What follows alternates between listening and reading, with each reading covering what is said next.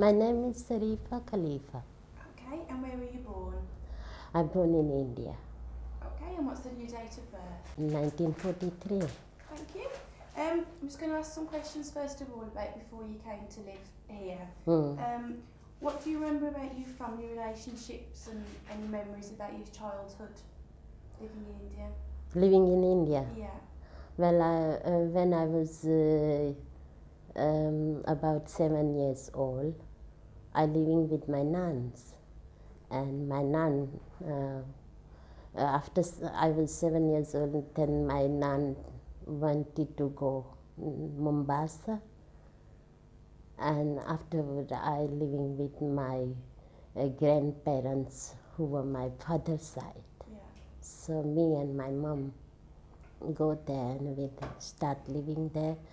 But I break my heart because I always close my nuns, and when she went Mombasa, I couldn't believe how my life is completely changed. And what do you remember about memories of being a child when you lived there? When we lived there, we were very simple life. I was about 7 years old. After 7 years, I start to go to school and learn Gujarati. And afterward, I start learn my Quran every day. When I came back home from school, the Maulvi came to my home and they give me lesson every day, and I learn Quran every day. From home, because it's community very small. So two community living in village. One village is far from where I live.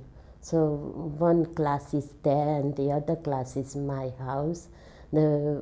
Some children come to my house and they all get together and learn Quran.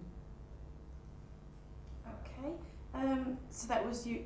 Did you get any qualifications at all when you were at school, or do you remember anything about that?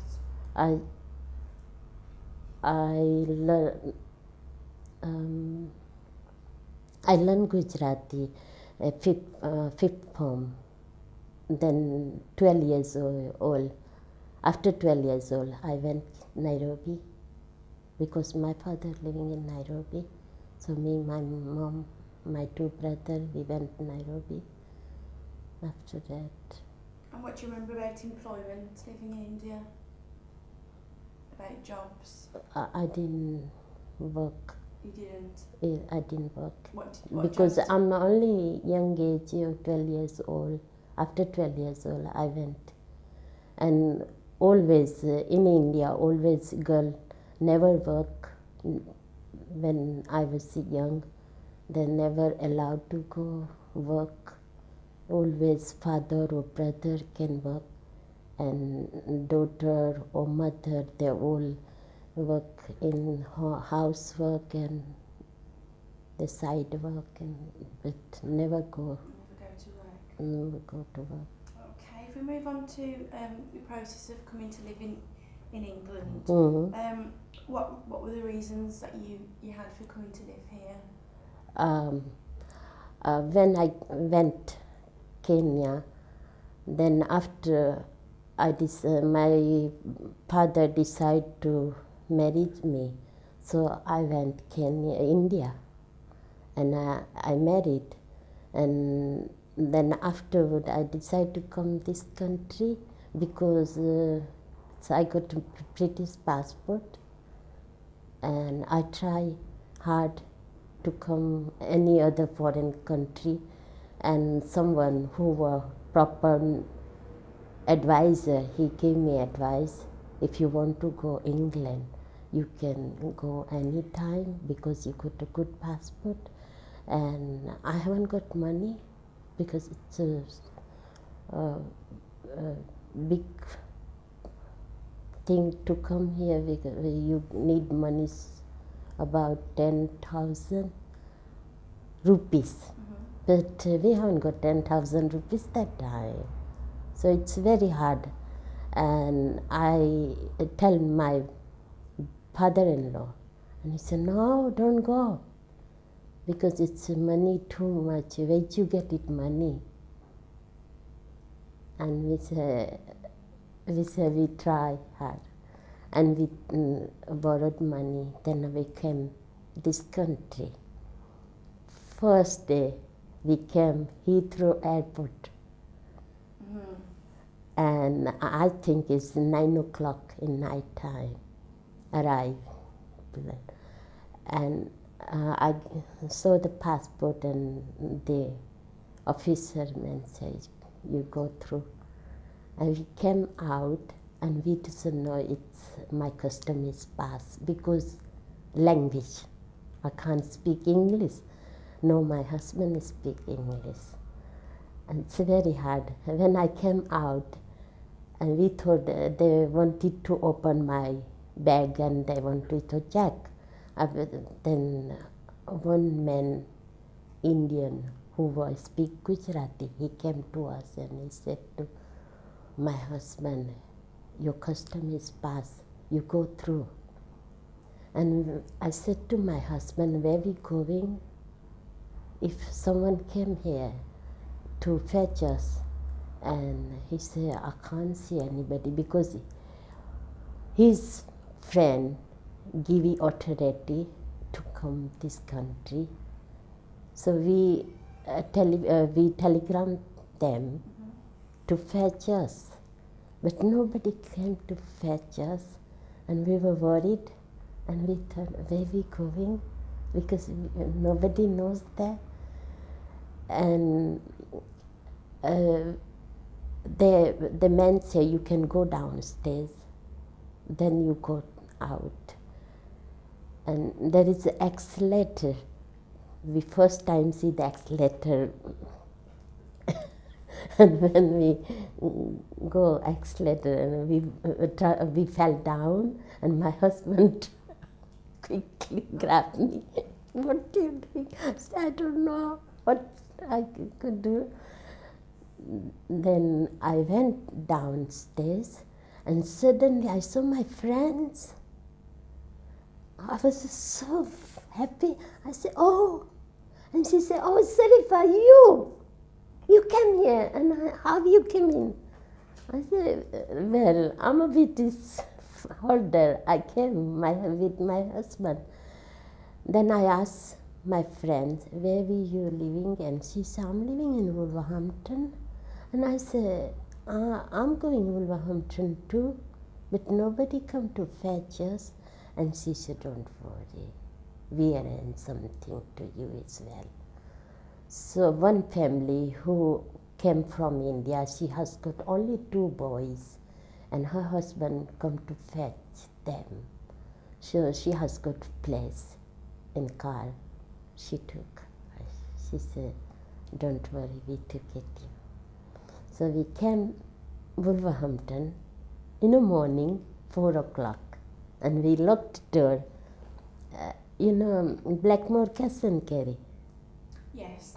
Near is there. It's a street called Lebanon Street. Yeah. And very old type house, outside toilet. Just only 3 bedroom, upstairs and downstairs little kitchen. And they were living there. They're living in a rented house too. So, but they give me a little help. So we locked door, and they all come out, and they were very happy to see us. And after they're making tea and giving us breakfast and everything. What date did you come here? Do you remember what year it was? I remember it's in a summer holiday time. We came here last week. Summer holiday. Holidays finished last week, and last week we came here. Do you remember what year that was? 1966, I think. 66. 1966. And what were your first impressions when you came to Wolverhampton? Oh, it's very different and very cold.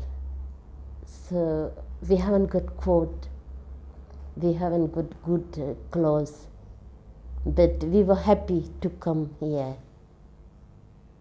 And they who gave me authority, they people very good people, very nice, they very caring people. They always said to my husband, don't worry, we were here. They haven't got that much money, but they always said, don't worry, we were here and we give you help how much you need it. And they arrange, they got a small house, so they arrange, we sleep to the other house. So their house in Vicarage Road. So we all, every day, in night time, we walk Lebanon Street to Vicarage Road and Vicarage Road to Lebanon Street in the morning time. Morning we breakfast, we just drink tea and go Lebanon Street. To whole day we stay there and I help cooking and cleaning and everything. Then afterward, after 4 weeks, after my husband find job, someone who were his friend, he find out job in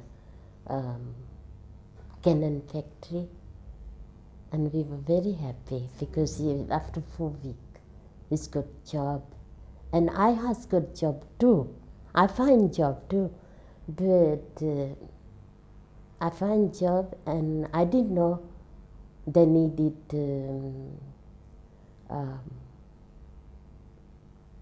insurance number. Insurance, yeah. Insurance number and passport.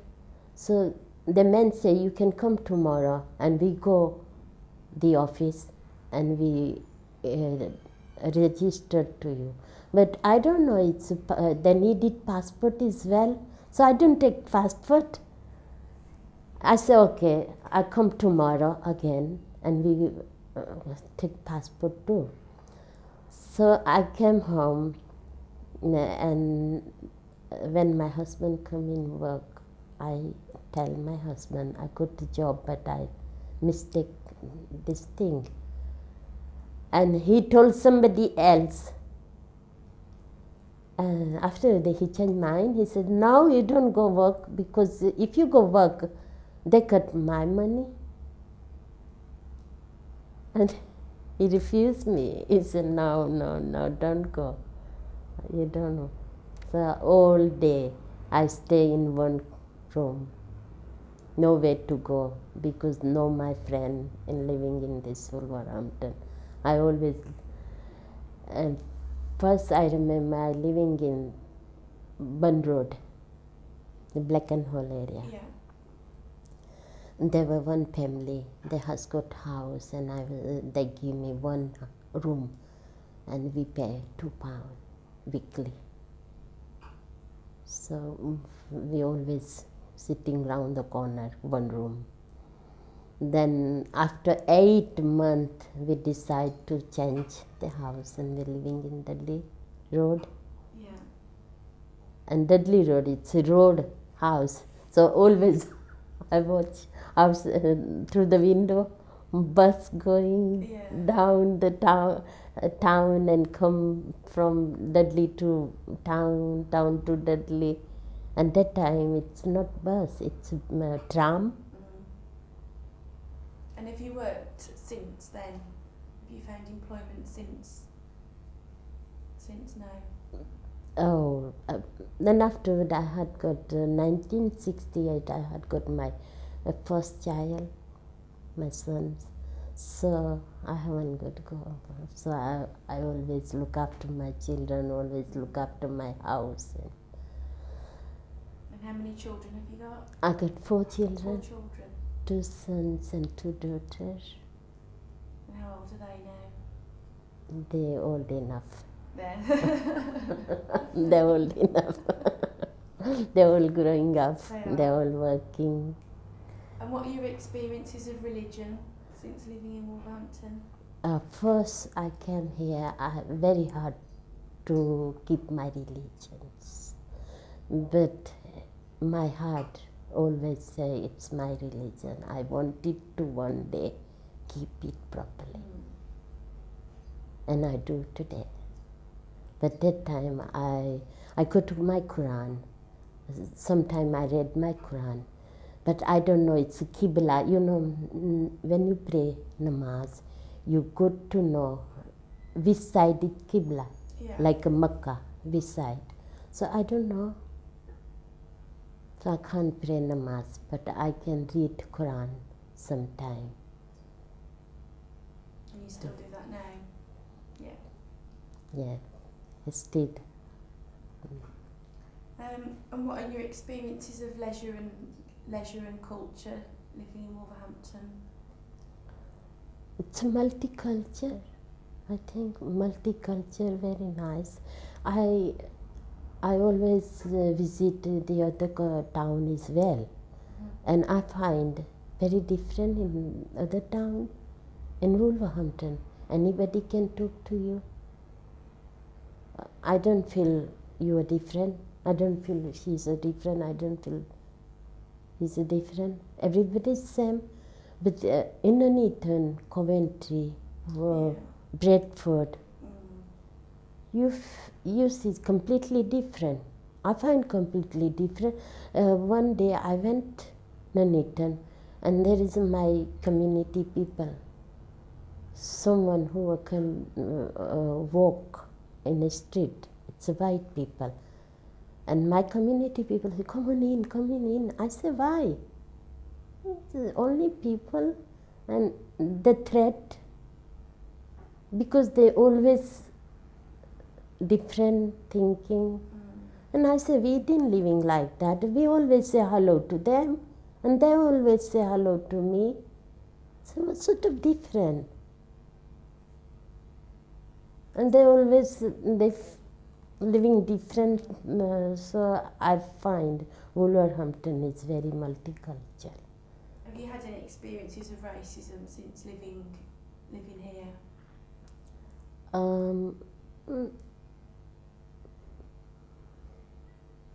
Not much. No.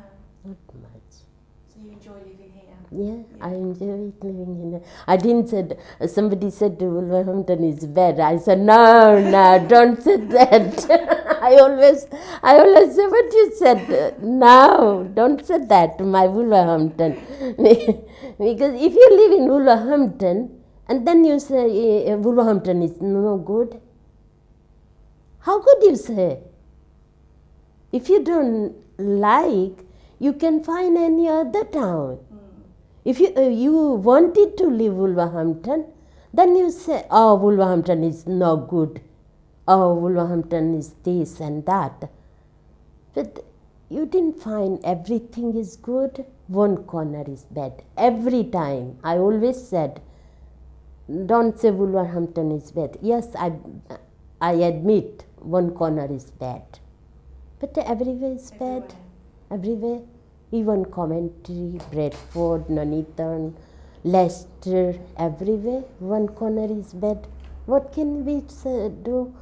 People, all people not same. Everybody has not same opinion, different opinion, different kind people. Have you seen many changes in Wolverhampton since you've lived here? Oh yes, lot. What like? Like people, very friendly. Like a town, completely changed. Every single thing completely changed. Road, town, house, community, helping people, each other. Everything is changed. So you enjoy living Wolverhampton. Wolverhampton? Yeah, I Excellent. enjoyed every, because I don't know how much friend. Look at that, I'm a Muslim, but I know everybody's. I speak Punjabi, I speak Hindi, I speak Gujarati, and English. And I always meet people different kind. Anybody can, even Bosnian people. I meet Bosnian people as well. Sometimes I tell living nicely, and because there were some of the Bosnian people is Muslim, and they doesn't know it's a mosque here, how you living. So I always said to don't worry, everything is okay. Good, well that's it. Is there anything else that you want to say? Any other comments? Even when I came this country, it's not much education that time, especially adult education. And today, look at that, adult people go anything you wanted to do, you can. But that time, adult people think, oh, we were adult, we can't go anywhere, we can't learn English, we can't go college. The first time somebody told me, if you can learn English. I said, how I can learn English? I'm old. And she said, no, you're not old. You wanted to learn, you can learn. I said, I wanted to be people talking sometime, people, they're talking. But then afterward, I said, no, I wanted to learn because I wanted to live my own life. I don't want to behind my children every time.